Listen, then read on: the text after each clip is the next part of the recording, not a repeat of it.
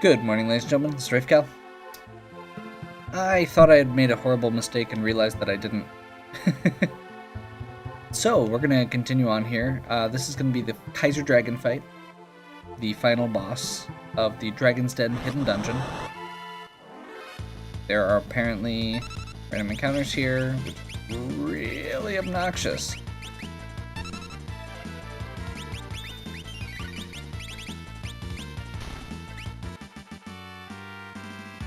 I did re-equip Paladin Shield. I'm going to double check here. What I'd realized is that whoever the third party standing on the switch is, it creates a portal. And since I had the other two on there, I thought that this party was the one that was going to have to fight the dragon. But it looks like this party can still... I just have to step off the switch and it moves the portal. So I'm just being dumb.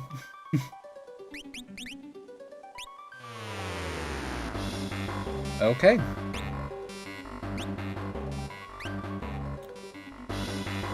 Just double checking, making sure I've got everything ready. So for the record here, this entire party has ribbon and miracle shoots. This will save me from having to buff.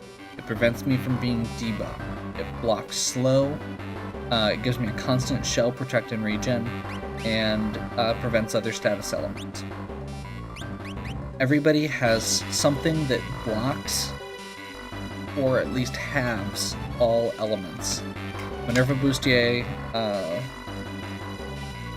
blocks pretty much every element. Blocks or halves at pretty much every element. Terra also has the Lightbringer because it has a higher... the Apocalypse is just worse in every way, shape, and form, and doesn't have the random cast fully. I'm giving her the Aegis Shield instead of a Force Shield because the Lightbringer takes her magic evasion high enough that I felt like the Aegis Shield, getting that extra physical evasion boost, would be worth it.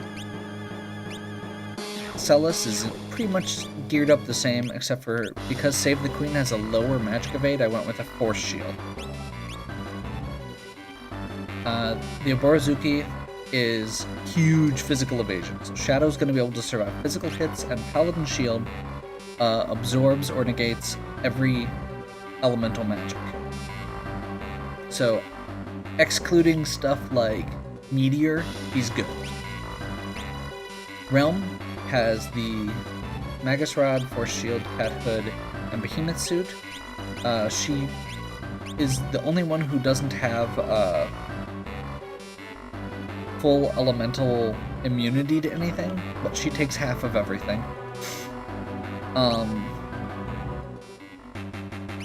I'm just realizing I was going to do something else, and I'm kind of debating on which character I should put it on.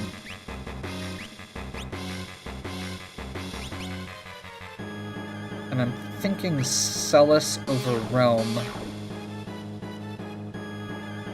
because Celis had... No. We're going to go Realm. We're going to take the Miracle Shoes off Realm, and we're going to use the Celestriad, which makes her magic only cost 1. The reason we're doing that is so she can do some kind of cheaty stuff. I feel like it'll make up for the fact that she won't be as fast as everybody else. I'll probably just manually cast haste on her instead. But basically I'm going to use it to cast Quick, which normally costs 99 for 1. And then from there she can cast 2 spells every round without using the gem box or the Solith Masm. So that's the first part of my equipment set. The second part is this. Fenrir, Golem. Yeah, I think that was... Let's see. I don't know if there's actually another one that helps, so I will go ahead and use Phoenix on Celis, and then she's got Zona Seeker, which is, I believe, just Shell on the entire party, but we're going to try it. So, we're fully geared up. Let's fight the Kaiser Dragon.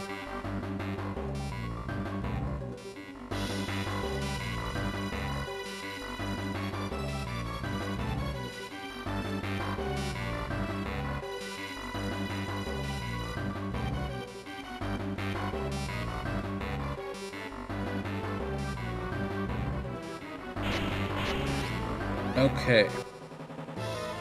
So, Kaiser Dragon is probably going to be a pretty long fight. Just for the record.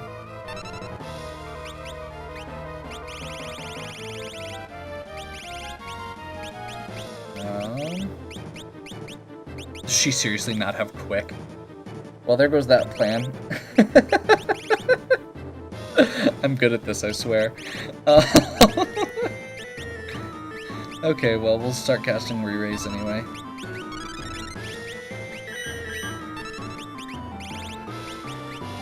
I still think it's a good idea to have somebody who doesn't have to worry about MP. So they can just toss around the heavy spells all they want.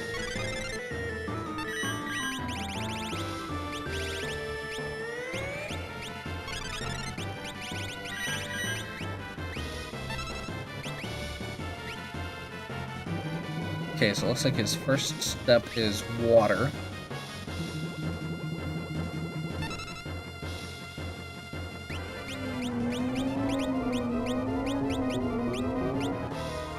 And I believe he is weak to whatever he uses. We're gonna try this first.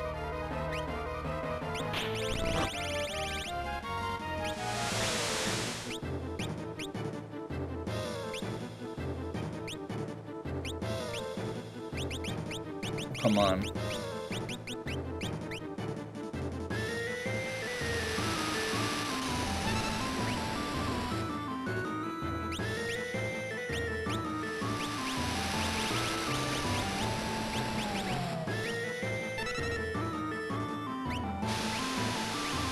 I mean, I suppose there's no point in saving the pinwheel. So it looks like we're pretty much safe for this phase. He may still have physical attacks, which is fine. We have a plan in place for if he does start using physical attacks. Okay, so she has all the status effects that everybody else does except regen. How much does regen cost?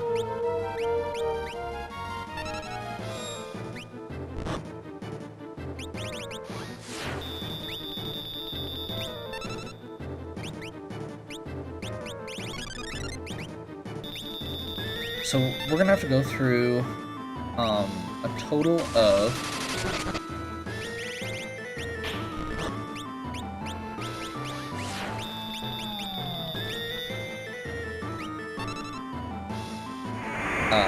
5 phases, each of which uses a different attack pattern and has 65,000 hit points.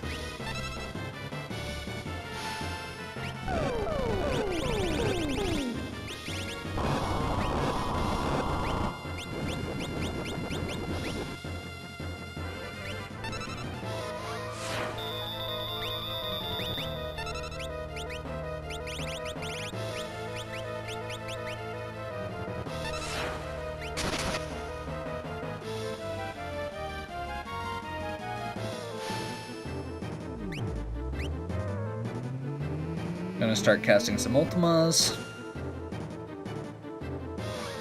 We'll need to cast a Raise on, or just some basic healing magic on Realm every once in a while, since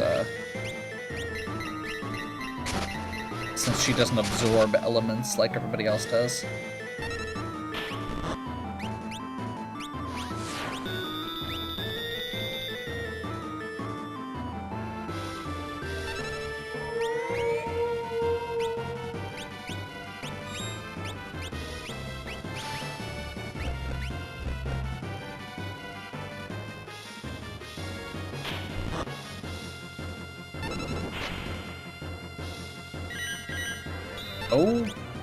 Okay.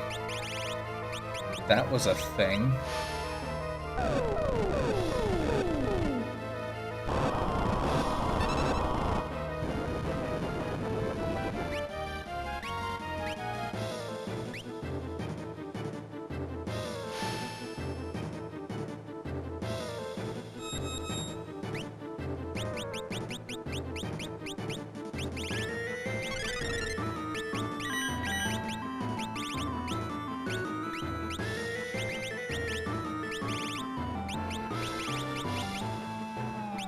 looking for Dispel, which it looks like Celis might not have.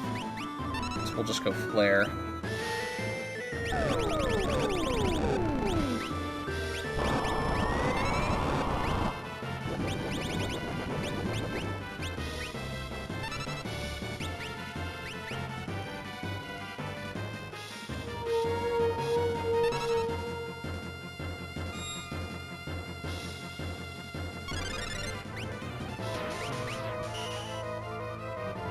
So because he has the item equipped, he shouldn't lose any of his other positive spells, but Dispel will still take a Reflect off. Okay, we're back on ice, which is proving to be really obnoxious.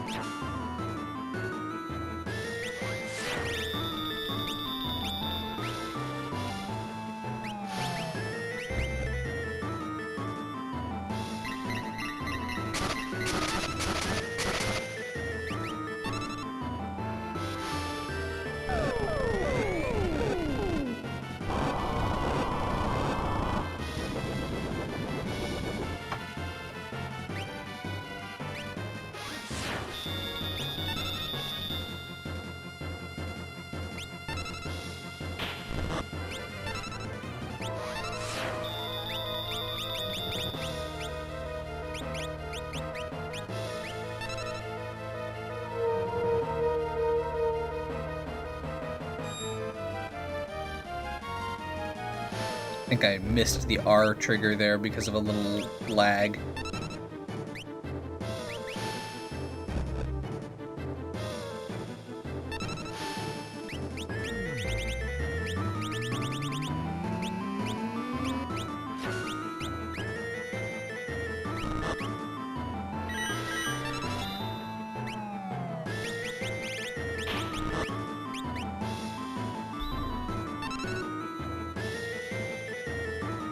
I think we're in the last section now.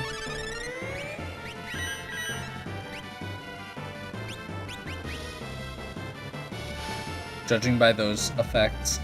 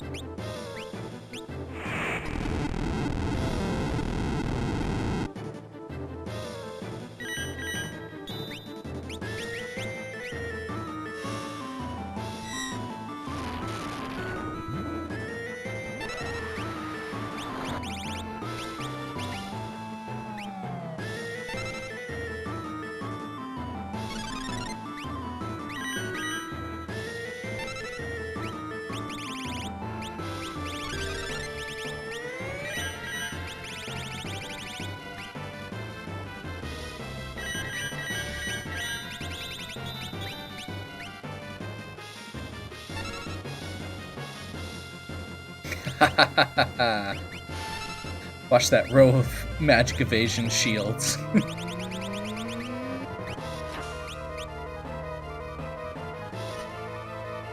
So the image status absorbs 1 physical attack.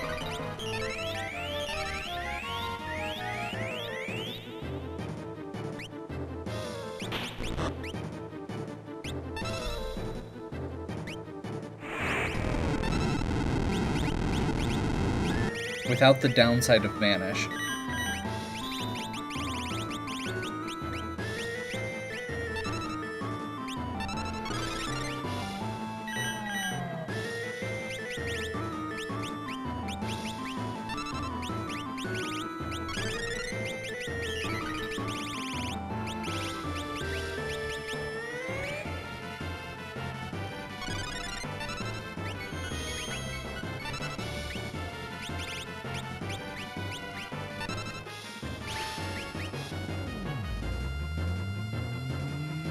want to keep using Ultima with Realm every time I get an opportunity because she has... Hey!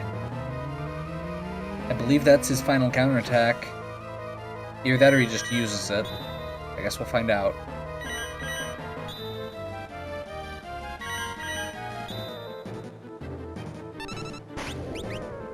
Yes! Haha!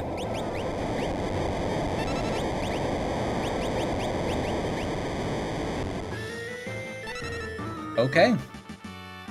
That was the Kaiser Dragon. And I feel like the strategy there worked pretty well. Could have been slightly better with how Realm, or how things worked with Realm.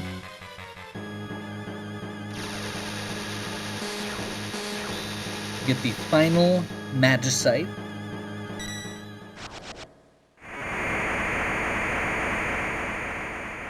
And this transports us out.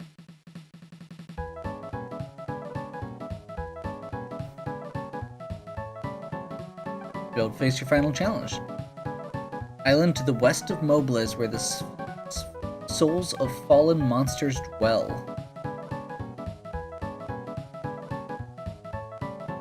So, like I said, this is basically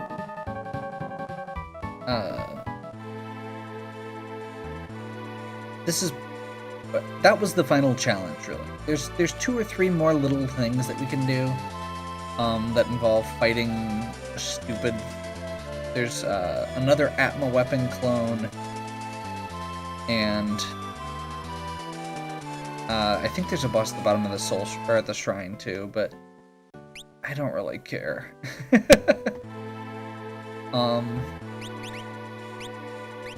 I feel like this was the big challenge. This was the thing I wanted to do. Let's get through this dungeon. This was the actual last dungeon.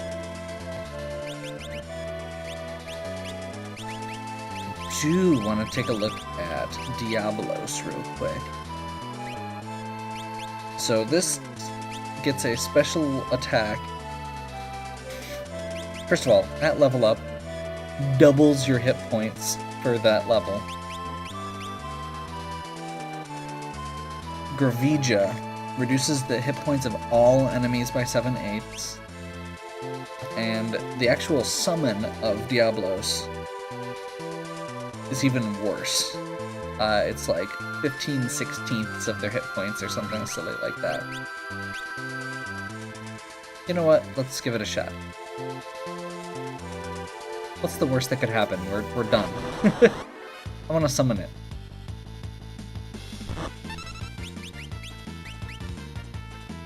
I've never seen it before. Why not?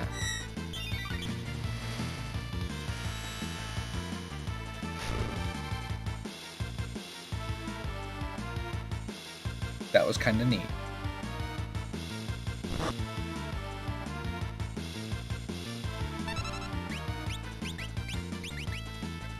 I mean, I still think Alexander looks cooler, but, you know. Something about beggars and choosing. So yeah, that was Final Fantasy VI. I kind of already gave my closing thoughts during the post-credit, or during the actual credits scene, and there aren't credits in this time, so yeah.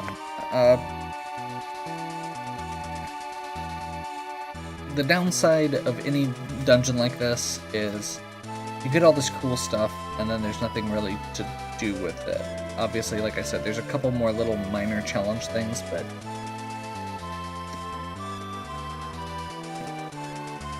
yeah, it's basically just there for the sake of it. Kind of the downside of any of these things, you know, the final dungeon. The downside of any hidden side dungeons post-game is that you don't have anything to do after that. So even if there's a cool reward, it doesn't do anything. That being said, Dragon Den was actually pretty cool. I actually really like the dungeon. I like the fact that it has some puzzles. I like the fact that it's huge. It's bigger than any of the other dungeons. It's got a cool layout.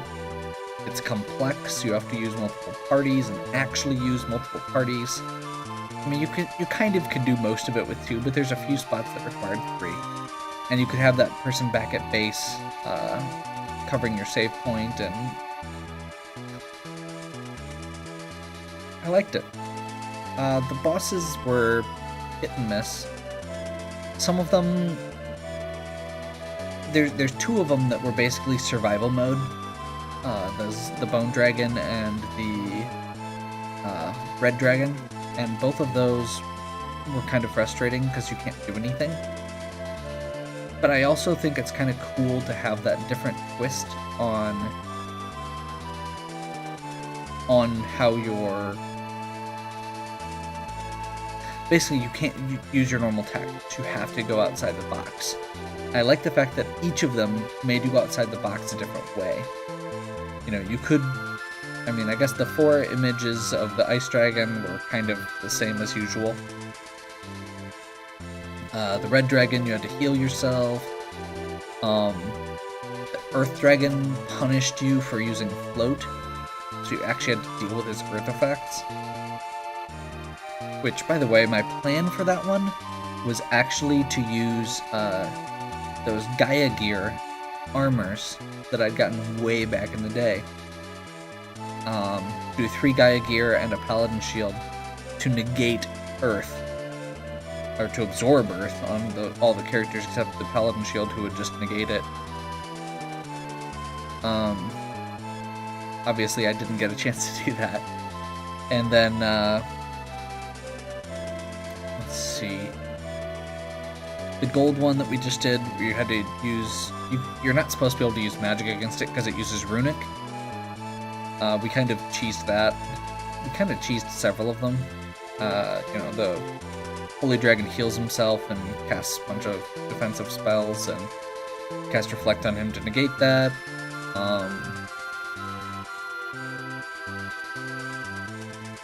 The Water Dragon did like a bunch of stuff to swap your status around.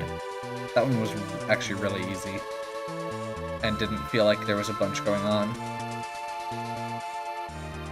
So yeah.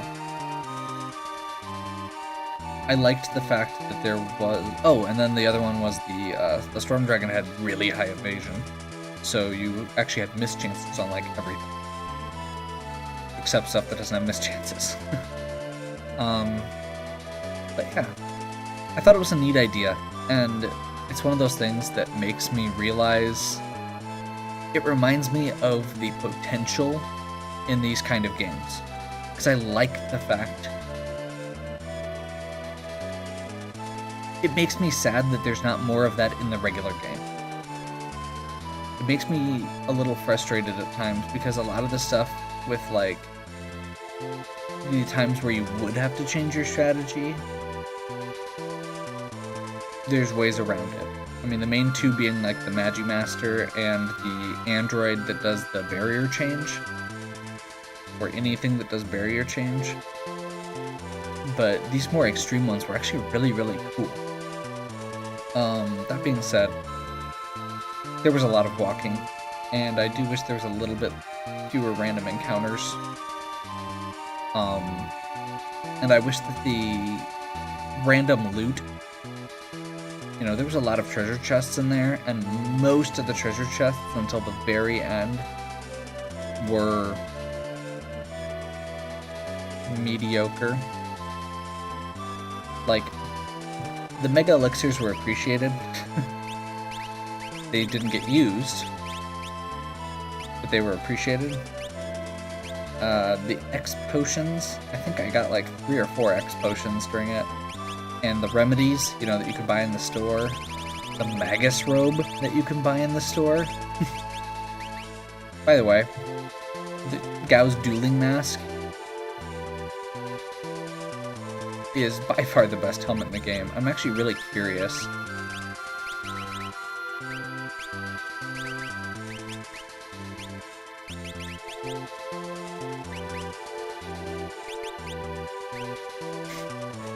You know, I thought about it, and I didn't do it. It wouldn't have actually made a difference, but I thought about it. The Merit Award lets you equip other gear, So theoretically you could do, you know, apparently anybody's special weapon, which is kind of neat. So yeah, Scorpion Tail is Go-Go's, apparently. Meh. It's a flail. It doesn't increase magic much, and that's what we're using Go-Go for. So yeah, I feel like I've babbled enough. Hopefully you still enjoyed these videos. If you did, please give me a like and subscribe. Check out the other content on my channel. Go back and watch the rest of this if this is your first video of mine that you've watched. I've got a full run of Chrono Trigger I finished a little bit ago. Lufia 2.